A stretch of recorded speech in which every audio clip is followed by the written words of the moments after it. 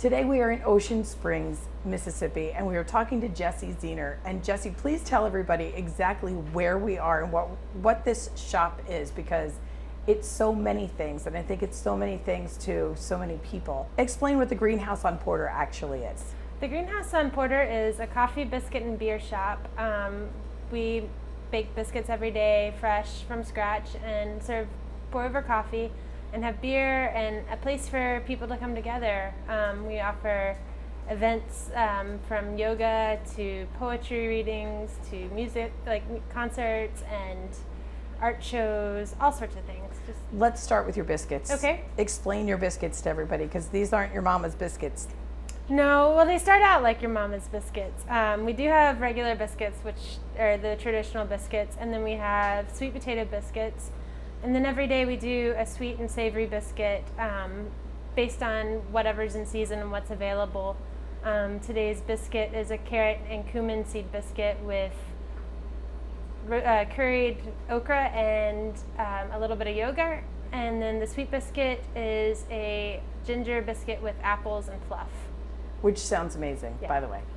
Thanks. So here you have, I mean, you're called the Greenhouse because there is a nursery here. Mhm. And what do you grow in the nursery, and why do you grow it? In our nursery, we basically just grow plants. We have just whatever's pretty right now. We're not allowed to really use anything that we grow in there in our food because of the health department, but we just plant flowers. People have brought us house plants and donations and like pass along plants. When people move, they bring us their old house plants that they don't want to just throw out, and so we just kind of have a collection of plants growing wild in there. It's kind of fun. So what would you say your passion is? I think my passion is to make, just in general, making. It makes me really happy to have something, a finished product at the end of the day, or in this case, 200 finished biscuits in the end of the morning. It feels really good to make things that make people happy and to bring people together. Yeah. When did that start for you?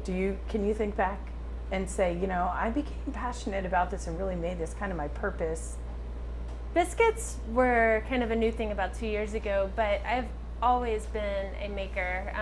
From the time I was a little kid, I've always been a maker and entrepreneur. I used to go sell toilet paper at, this sounds funny, at Auburn football games. After the football games, they roll Toomer's Corner.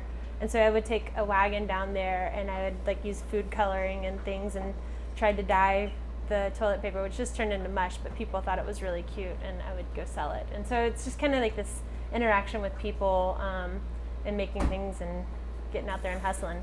So how do you think what you're doing here in your shop fits in with the community here? Because, we've spoken to a couple people in the community. Everybody knows what you're doing here. Mm-hmm. People come here for specific purposes, and community is part of that. Oh, community is definitely part of that. And when we came up with the idea, we wanted a space, and we wanted to make a place that wasn't just one thing.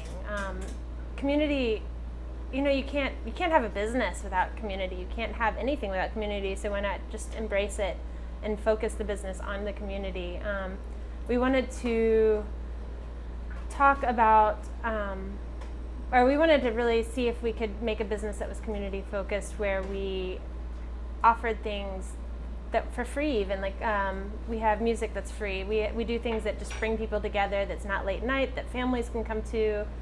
And it makes everybody happy. Our biscuits and coffee are our bread and butter. They're the basis for the business, but really I think it's people coming together and coming up with ideas and meeting new friends and all that good stuff that happens here that really makes this place what it is. Now, the stickers that say Mm-hmm. everybody, Mm-hmm. Somebody told me about that earlier this morning, and then we stopped downtown on Government Street and saw that sticker on the front door of an establishment. Can you tell everybody what that was all about? A few months ago, maybe even not that long ago, Mississippi's legislature passed HB 1523, I believe. I always get the numbers confused, but it basically gave businesses and employers and doctors and pretty much everybody the right to discriminate against homosexuals or people of alternate lifestyles, including heterosexuals having premarital sex. So like if you go to a doctor, they could refuse to treat you if you weren't in an emergency situation, if you got pregnant from not being married. So like the implications on everybody in the state were there, and the bigger implications of discrimination against people, the LGBT community, was just horrible. So we created a sticker saying that our business does not discriminate, and we made it so that everyone could have it. It's $1 a sticker, and the proceeds, we aren't keeping the profits, the proceeds are going to South Mississippi AIDS Outreach and the Equal Rights Campaign.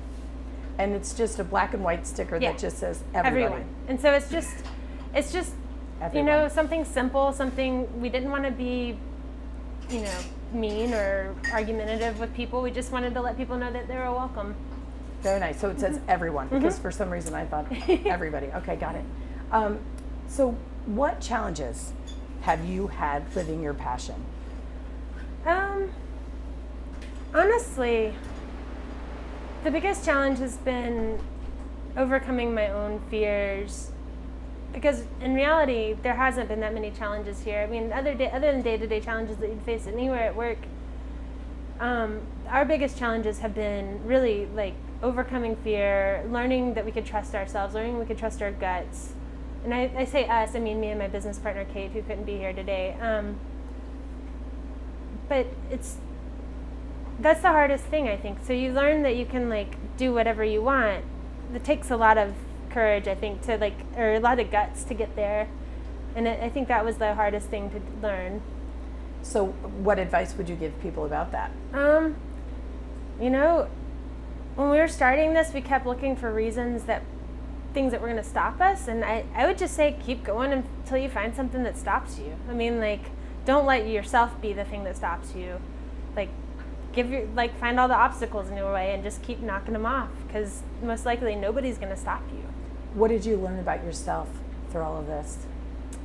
I learned that I had a lot to learn about people, because I've never worked in an environment where I've never had employees. I've never really worked in an environment like this, and I've really learned how to work with somebody else. My business partner, we've only knew each other for about a month before we opened, and I think that process of getting to know each other, I think that's taught us a lot about ourselves and how to work together and know who we are and know who the other people are and accept everybody. It's just kind of that kind of learning to be open to other things other than what's in your brain.